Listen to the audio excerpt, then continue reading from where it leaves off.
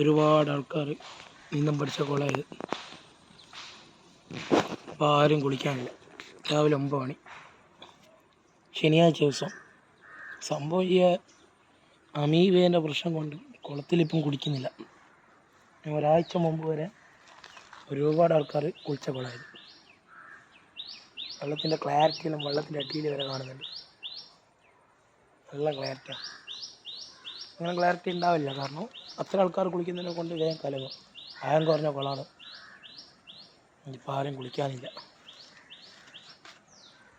കുളം എന്ന് പറയാൻ പോലും കുളം ഉണ്ടാക്കി കുളിക്കണമെന്നാണ്.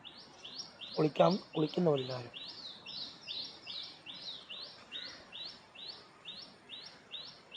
ഇതാണ് അവസ്ഥ ഇപ്പോഴത്തെ.